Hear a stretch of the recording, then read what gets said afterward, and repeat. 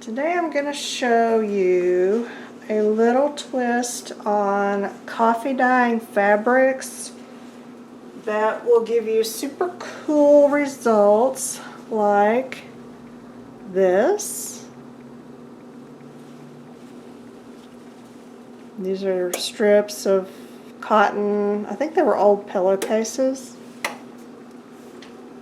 And this was an old floral pillowcase.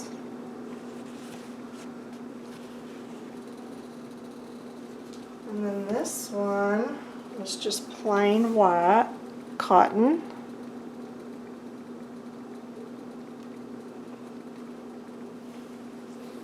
Look at those patterns, aren't they cool? This is super easy to do. Okay, you start with a piece of plain white or light colored cotton is best. I've got tons of old sheets and pillowcases and stuff that I've picked up at thrift stores for like 50 cents. So that's what I used, and cut it to whatever size you want. And then you want to put it in your pot of craft coffee. Okay, guess I need to back up. I keep a container in my fridge of craft coffee, and what this is, I make cold brew, and when I finish making a batch of cold brew, occasionally I will dump the grounds in here, add a little bit of water, stick it in the back of my fridge, and then when I want to coffee dye something, I pull this out and use it. So I don't know how much is in here. I'd say like a little handful, maybe this kind of heaping handful of grounds, and then just enough water to cover it up, and you know, it does not matter, basically is what I'm trying to say. If it's, you know, if it's not dark enough for you, you add more coffee. If it's too dark, you add more water, you know, that kind of thing. Doesn't have to be exact. So I put it on the stove to a simmer. Can you do it cold? You know what? I don't know. I suppose you can, but for some reason I always heat mine, because I guess because it's coffee. It feels like it needs to be heated. Honestly, I don't know why I heat it, but I do. I heat it, I throw my fabric in there for anywhere from 10 minutes to all day at a very low simmer. Sometimes I just sit it in here and I forget about it, and it will literally stay several hours. Other times, you know, 10 minutes, and then I'm ready to move on. So just, you know, this is very precise. Use some coffee, some water, some fabric, and put it in there for some amount of time. Okay? Okay. Then, when you take it out, you're going to want to put it on a metal pan like this, just an ouch-taut metal cookie sheet, and it can be one you use for crafts. This is one that I actually still use. It's just coffee. There's nothing toxic about it. I just scrub it clean and it's fine. But I want to take my little piece of fabric out of the dye bath and then kind of lay it out like this, and then you want to squinch it just a little, kind of like that. You don't want to squinch it too much, because you want to make sure that it has a lot of contact with the pan. So squinch it about like that. And then I put it in my oven at 325 degrees for about 8 to 10 minutes, and that's going to vary depending on your fabric. Just watch it. You know, this is, you're putting fabric in your oven. Yes, it can catch fire. Yes, it can burn. Don't do it in the microwave thinking that that would be better. Because let me show you what happened when I did a bunch of these strips like this, and I thought, well, maybe it would be safer to put it in the microwave, you know, safer and faster. Well, okay. Apparently I've covered up the serious parts, but let's just say there was a fire. It was small and easily contained, but y'all, my fabric totally ignited in the microwave. just to burn a tiny hole through some of them that are in there. So don't put your fabric in the microwave. I really thought it would be safer than the oven, because anytime I put like a book in the oven, people are like, oh, that's so not safe, you're going to burn your house down. Well, apparently the microwave is more dangerous at my house.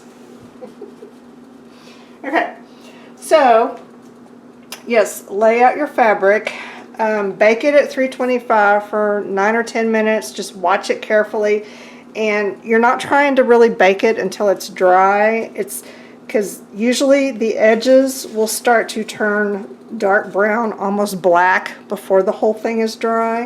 And at that point, you'll want to pull it out because, you know, remember? So yeah, so it'll be mostly dry, but when those edges start turning dark, pull it out. And it's going to be kind of stuck to your pan. And that sticking to the pan is what gives it that really cool pattern. And I discovered this about, well, I don't know that I discovered it. I mean, I realized this would happen. It was probably about 15 years ago when I was painting with Lumiere fabric paint, or Lumiere, you know, the stuff from, who's it from? Jacquard. That really metallic-y paint.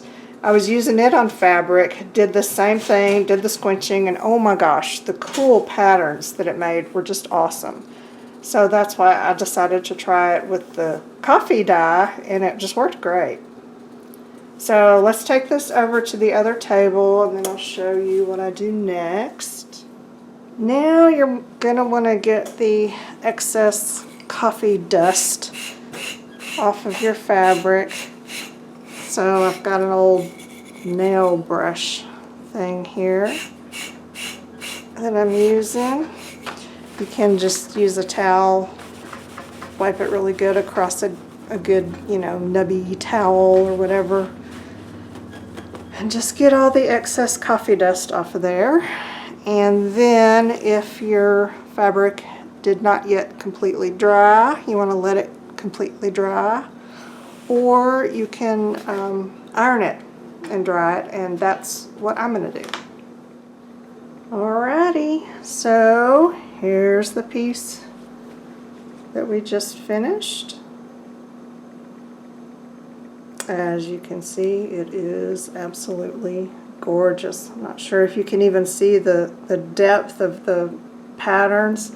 I was ironing it, and I kept ironing and kept ironing and couldn't figure out why it was so wrinkled, and it really wasn't wrinkled. It was just because of the little thingies. It looked dimensional. So yeah, super cool. These are some others that I did, and to show you how they started out, this is the one that had the little flower pattern on it, just this one. And then these others were just plain white, like that. So there you go. I hope y'all will give that a try. Oh, and in answer to the question, oh, now what do you do with it? Okay. Well, here's one idea. I made a little fabric ATC. I took 2 little squares of this and sewed them together and used matte medium to adhere some. This was a piece of tissue that had been stamped. I put Daddy Vans on it to make it transparent, and then used matte medium to glue it down, and then just a little piece of ephemera. And this is a cigar band that I accidentally caught on fire. I have burned 3 things today. You know, 2 pieces of fabric and 1 cigar band.